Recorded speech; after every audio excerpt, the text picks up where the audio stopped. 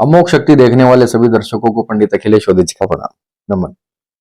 मित्रों, बहुत महत्वपूर्ण एक प्रश्न आया है मेरे पास। विजय जी शिंदे करके हैं, हमारे दर्शक हैं।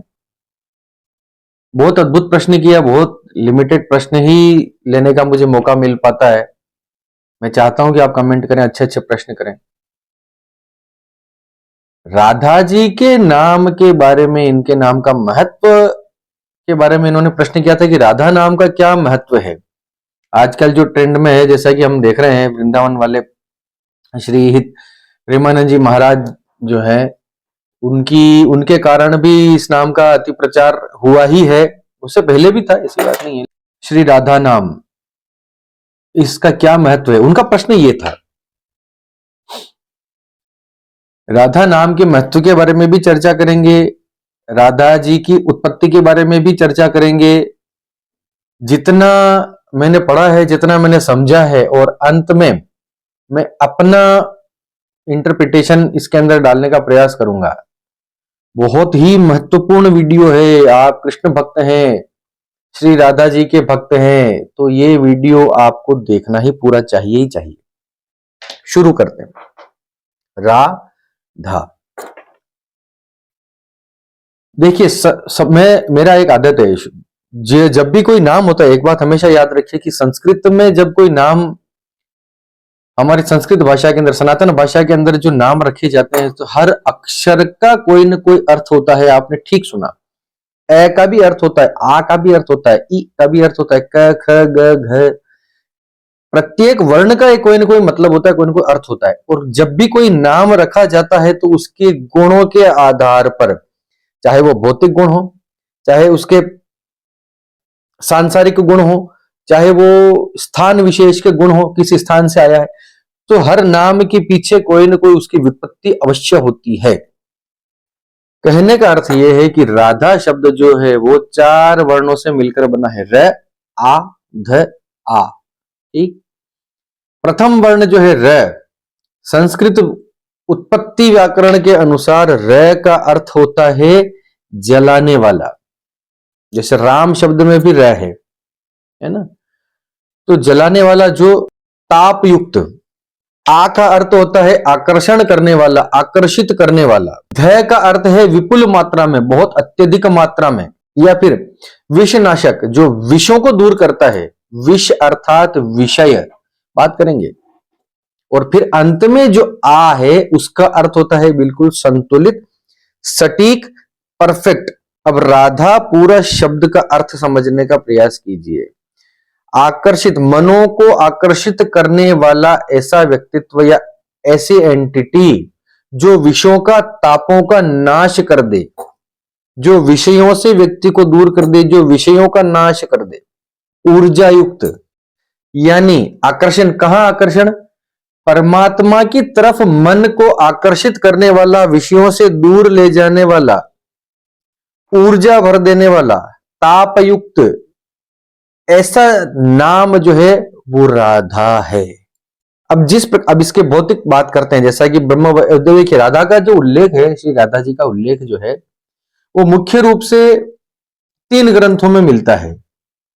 थोड़ा सा, बहुत हल्का सा पद्म पुराण में है, उससे ज्यादा ब्रह्म वैवर्त पुराण में है, और तीसरा है गर्ग संहिता के अंदर।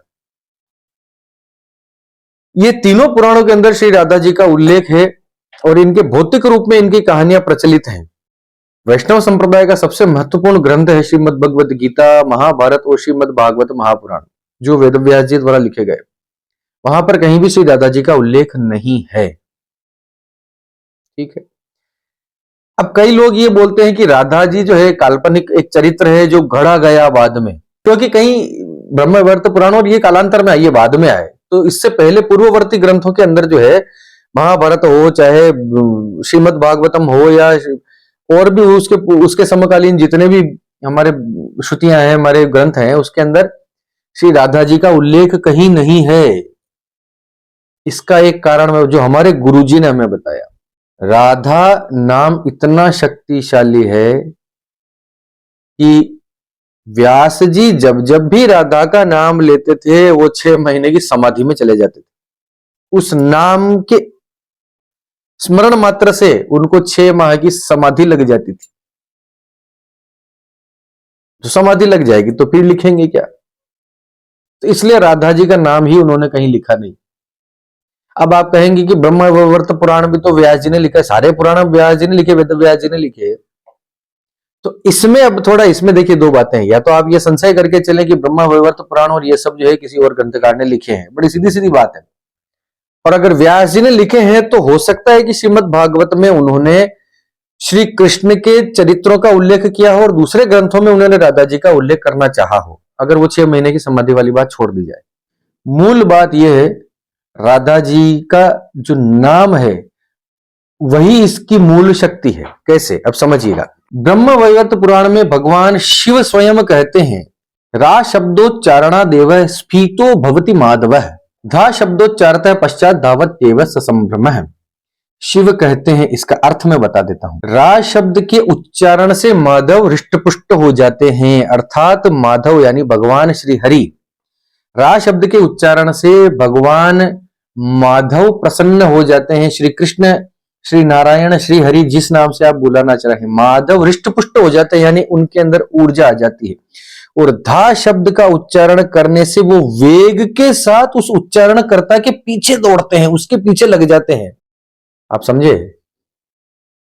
यानी रा शब्द प्रभु को ऊर्जा प्रदान करता है और धा शब्द उनको आपके पीछे लगा देता है।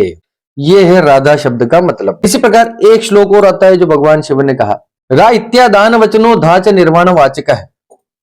रा का अर्थ होता है, भगवान शिव कहते हैं, रा का अर्थ होता है पाना, प्राप्त करना, और धा का अर्थ होता है निर्वाण या मुक्ति। मुक्ति को प्राप्त करना ही राधा शब्द का अर्थ है। ये हो गई इसकी शाब्दिक व्याख्या। अब बात करते हैं कि राधा कौन थी। सांसारिक कहानियों के अंदर जो है वृषभानु जी नाम का एक चरित्र है। वृषभानु यादवों के एक सरदार थे, एक मुखिया थे, बरसाने गांव के मुखिया थे। पद्म पुराण में इसका उल्लेख है। तो पद्म पुराण के अनुसार वृषभानु जी जो है वो 10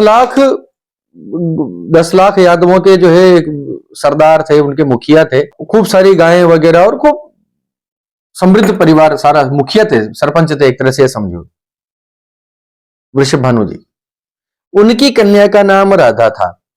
अब चरित्र की बात की जाए तो राधा जी जो है, ऐसा कहा जाता है कि भगवान से, श्री कृष्ण से उम्र में 5 साल 6 साल बड़ी थी, उम्र में बड़ी थी।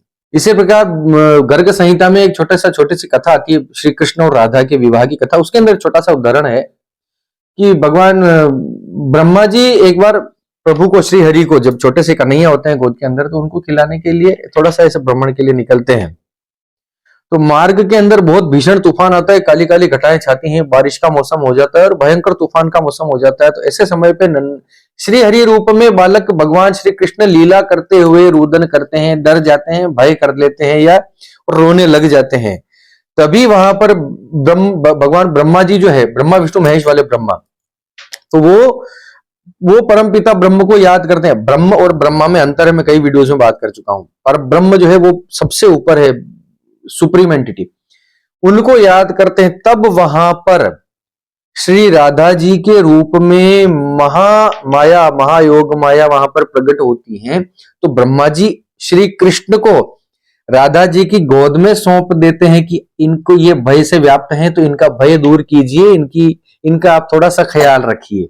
तो राधा जी जो है वो श्री कृष्ण को अपनी गोद में लेती हैं और उन्हें चुप करवाती हैं। ये कथाएं आप समझिएगा, इन सब का इंटरप्रिटेशन लास्ट में बताऊंगा कि इनका क्या मतलब है। हमारे पुराण जितने भी हैं उनको सामान्य कहानियां न मानते हुए उनके पीछे बहुत गूढ़ आध्यात्मिक रहस्य होते हैं। उनको अगर नहीं पकड़ पाते तो फिर कोई कुछ भी प्रलाप करता रहे, उससे तो क्या ही फायदा। बहुत गूढ़ बुद्धि, मैं नहीं कह रहा हूं कि मेरी बुद्धि कोई महागूढ़ हो गई कि मैं कोई महान संत हो गया, ऐसा नहीं। समझने का प्रयास मैं भी करता हूं, तो करना चाहिए सबको, आप, है ना। तो राधा जी ने श्री कृष्ण को गोद में लिया और उनका भय दूर किया और वो प्रसन्न हो गए फिर वापस। एक कथा ये छोड़ दो।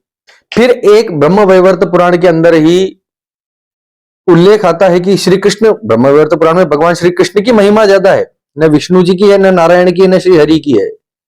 सबसे ऊपर श्री कृष्ण को बताया गया है। श्री कृष्ण से ही सब कुछ का जन्म हुआ, सर्वत्र सब कुछ सकल इन्हीं से उत्पन्न हुआ। तो श्री कृष्ण के दाएं भाग से, राइट साइड से माधव की उत्पत्ति हुई और लेफ्ट साइड से जो है वो श्री राधा की उत्पत्ति हुई। वाम भागे, बाएं अंग से, उनके बाएं भाग से श्री राधा जी की जो है वो उत्पत्ति हुई।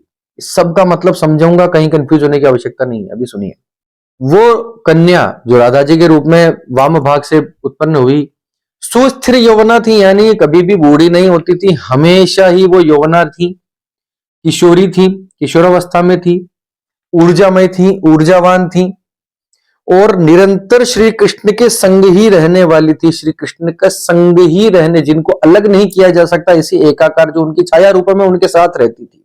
गर्ग संहिता में ये कहा गया है श्री राधा जी के बारे में, सारे ब्रह्मा जी जब उनका गुणगान करते हैं तो वो ये समझाते हैं कि आप कौन हैं, अपने शिष्य के लिए समझाते हैं कि देखो राधा कौन है। राम के लिए जो सीता है, पुरुष के लिए जो प्रकृति है, नेत्र के लिए जो गोलक है अंदर, रेटिना जिसको बोला जाता है, जो दृष्टि है, आंखों के लिए जो दृष्टि है, अग्नि के लिए जो तपन है, नदी के लिए जो धारा है, सूर्य के लिए जो प्रकाश है, वही कृष्ण के लिए राधा है। अब इसका अर्थ क्या हुआ, इन सारी बातों का अर्थ क्या हुआ? सबसे पहले मैंने उदाहरण दिया था कि कृष्ण को जो है राधा जी ने गोद में लिया और वो चुप हो गए, वो ब्रह्मा जी वाली कथा मैंने सुनी। उसका अर्थ क्या है? देखिए, इस संसार के अंदर जितनी भी चलायमान जीवंत वस्तुएं हैं या जीवंत एंटिटीज हैं, जीवंत जितने भी प्राणी जीव मात्र जो आप देखते हैं, वो उनके अंदर आत्मा स्थिर होती है, ये पता है आपको? किसी न किसी ऊर्जा से ही वो चलाए जा रहे हैं। जिसके अंदर भी किसी न किसी प्रकार की भी हलचल है, उसके अंदर आत्मा होती है। यहां तक कि निर्जीव वस्तुओं में भी अणु, परमाणु, इलेक्ट्रॉन, प्रोटॉन, न्यूट्रॉन की व्याख्या है ना? तो वो जो प्रकृति रूपा ऊर्जा है वही श्री राधा जी हैं। अब वो ऊर्जा श्री कृष्ण की ऊर्जा है, इसलिए उसको राधा का नाम दिया गया है। आपकी ऊर्जा को आप अपनी एनर्जी कह दो, अपनी ताकत कह दो, अपनी आत्मा कह दो, है ना? आपकी हर के साथ कोई ना कोई एक शक्ति हमेशा होती ही है। इसी प्रकार से शिव के साथ शक्ति है, गौरी है, दुर्गा है, जिनके अलग अलग रूप हैं। विष्णु के साथ कमला है, लक्ष्मी है, ये उनकी ऊर्जा है, अलग अलग नहीं है, कमला लक्ष्मी एक ही है। इसी प्रकार से वृषभानु भी जो है, सुचंद्र नाम के, द्वापर युग में सुचंद्र नाम का एक राजा हुआ था जिसको ये वरदान था, जिसने अत्यंत तपस्या करी और उनको ये वरदान मिला था कि लक्ष्मी आपकी पुत्री के रूप में जन्म लेगी। इसी प्रकार अगले जन्म में जब वो वृषभानु के जन्म में आए सुचंद्र राजा, तो उनकी पुत्री के रूप में राधा जी ने स्वयं अवतरण लिया, जो कि स्वयं लक्ष्मी रूपा थी। ठीक, ये तो बीच में अचानक आ गया तो मैंने बता दिया। आपका शरीर बिना किसी ऊर्जा के नहीं चल सकता। इसके अंदर से आप प्राण निकाल दो तो आप शव है, कहते हैं ना, प्राण निकाल दो तो शव है, और उसके अंदर प्राण शक्ति डाल दो तो वो शिव हो जाता है, इकार। ऐसा भी कहते हैं ना, शिव और शक्ति की लोग बात करते हैं। तो बिना ऊर्जा के, बिना प्राण के कोई भी वस्तु निष्प्राण हो जाती है, वो नहीं चल सकती, अस्थिर हो जाती, अचल हो जाती है, निर्जीव, निस्तेज हो जाती है। तो किसी भी व्यक्ति का तेज, उसकी ऊर्जा, उसकी शक्ति, वो श्री राधा है। फिर मैंने दूसरा उदाहरण लिया था कि भगवान श्री कृष्ण के वामांग से राधा जी का उत्पत्ति हुई। देखिए, हमारे सनातन धर्म के अंदर वामांग जो है हमेशा स्त्रियोचित गुणों का प्रतीक माना गया है। हर व्यक्ति के अंदर एक पुरुष भी होता है, एक स्त्री भी होती है। ये बिल्कुल साइंटिफिक है, आप अपने अंदर भी देखिएगा। आपके अंदर पुरुष है, अगर उसके अंदर रौद्र रस है, लड़ाई झगड़ा है, ताकत है, शक्ति है, किसी काम को करने का एक आत्मविश्वास है, प्रबलता है, ये पौरुषत्व के गुण है। इसी प्रकार से उसके अंदर दया है, उसको रोना आता है, उसके आंसू टपकते हैं, उसके अंदर ममता आती है, छोटे बच्चों को देख के लाड आते हैं, ये उसके स्त्रियोचित गुण है। हर व्यक्ति में होते हैं, प्लस माइनस होता है। श्री कृष्ण में ये दोनों बराबर मात्रा में है। दक्षिण अंग में जहां माधव है जो पूर्ण पुरुष है, वाम अंग में उसी प्रकार से श्री राधा है जो पूर्ण स्त्री है, पुरुष है। कृष्ण को अलग रखिए, कृष्ण का आप ये देखिए समझाने में थोड़ा टेढ़ा है। कृष्ण परब्रह्म है, कृष्ण यहां कोई मानव की बात नहीं कर रहा हूं मैं। यानी एक तरफ माधव है, एक तरफ श्री राधा है, दोनों का जो एकाकार है वो राधा कृष्ण है। तो उनके वामांग से उत्पन्न हुई ऊर्जा यानी उनका जो स्त्रीयोचित है, उनकी जो शक्ति है वो श्री राधा है। ठीक है, अब बात करते हैं कि राधा का नाम इतना महत्वपूर्ण क्यों है। अब एक बात मेरी समझिए, आपको इस जीवन में काम करने के लिए अपने शरीर के साथ साथ अपने मन को भी, अपनी बुद्धि को भी, अपनी ऊर्जा को भी, अपनी शक्ति को भी प्रबल बनाना पड़ेगा। कोई बहुत शक्तिशाली मनुष्य है, बहुत ताकतवर, जिसके अंदर 70,000 हाथियों का बल हो, लेकिन उसके अंदर उसका आत्मबल जीरो हो, लड़ने की हिम्मत ना हो, किसी से भय लगता हो, तो वो बल किस काम का ये बताइए। किसी भी बलवान व्यक्ति को बलवान उसकी ऊर्जा, उसकी शक्ति बनाती है। यानी कृष्ण को कृष्ण राधा बनाती है। कोई दुबला पतला सीकिया पहलवान भी होएगा, लेकिन उसके अंदर अगर आत्मबल मजबूत है, उसका आत्मविश्वास प्रबल है, संकल्प शक्ति मजबूत है, उसके प्राण जीवंत हैं, तो वो कुछ भी कर सकता है। यानी वो उसकी शक्ति है। तो इस प्रकार से समझिए कि कृष्ण की जो समस्त जितने हम उनके मनोहारी वर्णन सुनते हैं, उनकी शक्तियां सुनते हैं कि ये कर दिया वो कर दिया, उनकी समस्त जितने भी ऊर्जाएं हम देखते हैं वो कहां से आती हैं। एक उदाहरण छोटा सा और देता हूं। आपके घर में इलेक्ट्रिक सामान होंगे, वो किससे चलते हैं।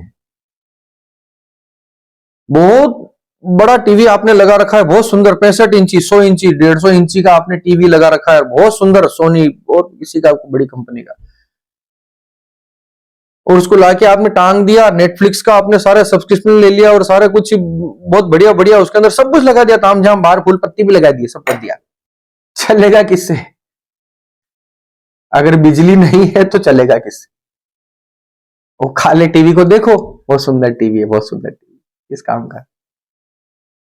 यानी उसकी ऊर्जा। और कोई भी इलेक्ट्रिक सामान ले लो भैया, पंखा ले लो, एसी कूलर, कुछ भी, एनीथिंग, जो कुछ चलता है, जो कुछ भी इस जीवन में चलता है, वो किसी न किसी ऊर्जा से, उसकी शक्ति से चलता है, परमेश्वर की शक्ति से काम करती है। उस शक्ति के पीछे श्री राधा है, जो लक्ष्मी स्वरूपा है, जो दुर्गा स्वरूपा है, जो कमला स्वरूपा है, उसको कुछ भी नाम दे दो, शिव है।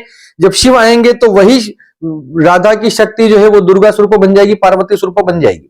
विष्णु होगी तो वही कमला लक्ष्मी स्वरूप बन जाएगी, कृष्ण है तो राधा स्वरूप बन जाएगी। अब इसको भौतिक स्वरूप में लेने की आवश्यकता नहीं कि राधा एक कन्या थी और गुजरी थी और ये थी वो थी। और राधा एक्चुअली भगवान की परम ब्रह्म परम पिता परमेश्वर की शक्ति स्वरूपा है। जब उस शक्ति को आप याद करते हो तो वो शक्ति जो है वो आपके पीछे पीछे दौड़ता हुआ आता है। राधा नाम लेने से कृष्ण आपके पीछे दौड़े हुए आते हैं, ये तय बात है, ये तय बात है। और ग्रंथों में ब्रह्म वैवर्त पर देखो, उसी का उदाहरण लेना पड़ रहा है क्योंकि वही है, ये सारे उल्लेख उसी में है, गर्ग संहिता में भी है थोड़ा सा। जो व्यक्ति राधा का नाम पहले लगाए बिना कृष्ण का नाम लेता है वो पाप का भागी। जो पहले कृष्ण का नाम ले लेता है और बाद में राधा का नाम लेता है वो महापाप का भागी। जो राधा की निंदा करता है उसका तो वंशच्छेद हो जाता है। ऐसा कहने वाले की राधा काल्पनिक है और कल्पनाएं है और ये तो पता नहीं कहां कहां से कहानी आ गई, और वो सब महापाप के भागी हैं। राधा का महत्व आप नहीं जानते हो, आप किसकी कहां निंदा कर रहे हो। आपको भोग मोक्ष अर्थ काम चतुष्टय पुरुषार्थ की सिद्धि देने वाला एकमात्र नाम राधा।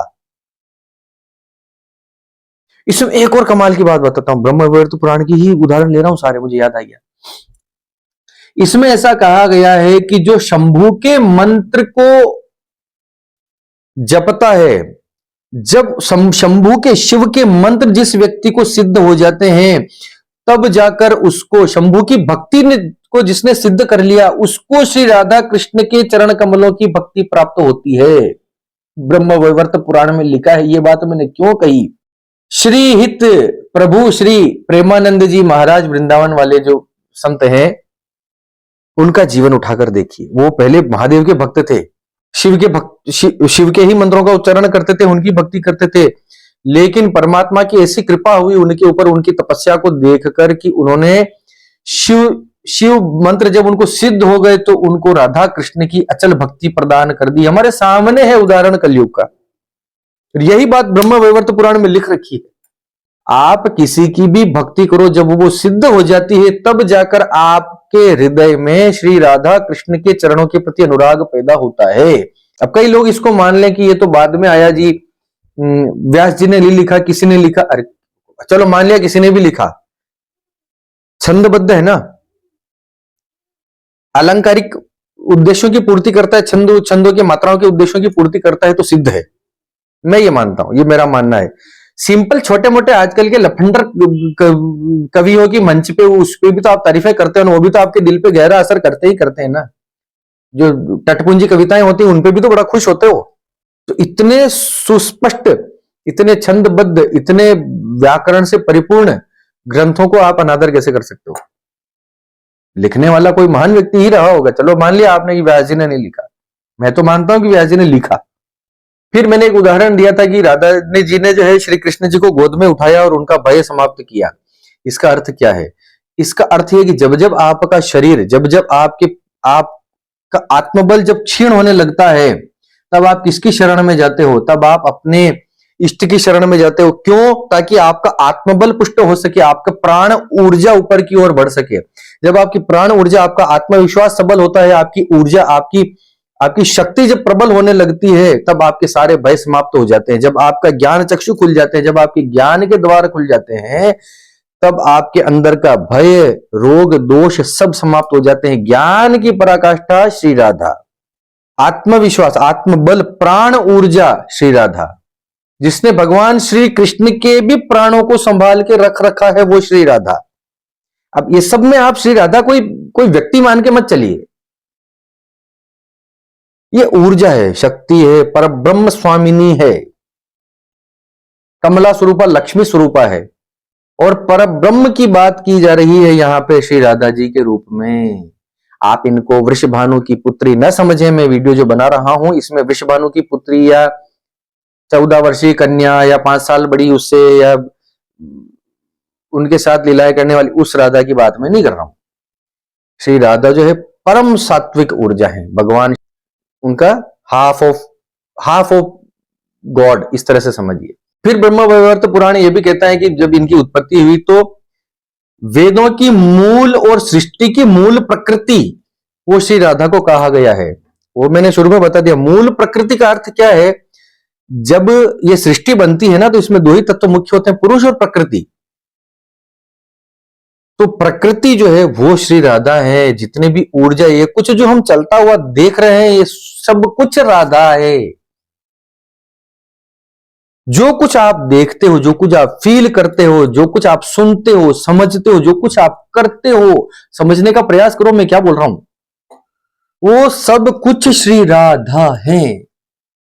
उन सबके अंदर जो है वो शक्ति का रूप नाम है श्री राधा। अगर उस सबको आप, जैसे एक बात समझो, मैं क्या बताऊं, उटपटांग प्रश्न आए होंगे कई बार आपके दिमाग में। जैसे मेरे दिमाग में प्रश्न है कि ये सब क्या है, आखिर ये क्या चल रहा है, मैं कौन हूं, मैं क्या हूं, मैं कहां हूं, ये आसमान, ये पेड़ पत्तियां, आकाश, जीव जानवर, इंसानों की प्रवृत्तियां, ये जितना कुछ, जो कुछ भी आप देखते हैं, सुनते हैं, समझते हैं, जो कुछ गतिमान है वो सब राधा है। ये समझ लो। अब समझ में आ गई बात तो बहुत अच्छा। तो इसकी उपासना आपको पर ब्रह्म की शरण दिला देगी, इसमें कोई संशय नहीं रखना। तो राधा राधा जपते रहिए। मैंने अपनी तरफ से इस उत्तर को देने का प्रयास किया है। विद्वत जन यदि मेरे से कोई त्रुटि रह गई हो, कोई दृष्टता हो गई हो, तो विद्वत जन, जो संत जन, ज्ञानी जन अगर कोई ये वीडियो देखें तो मुझे क्षमा करें, और अच्छा लगा हो तो मुझे आशीर्वाद अवश्य कमेंट में प्रदान करें। और राधा राधा नाम जपते रहे, सबसे बड़ा नाम है। इसी के साथ आप सबके मंगल की कामना करता हुआ मैं पंडित अखिलेश उदिच आपसे विदा लेता हूं। धन्यवाद। सर्वे भवन्तु सुखिनः।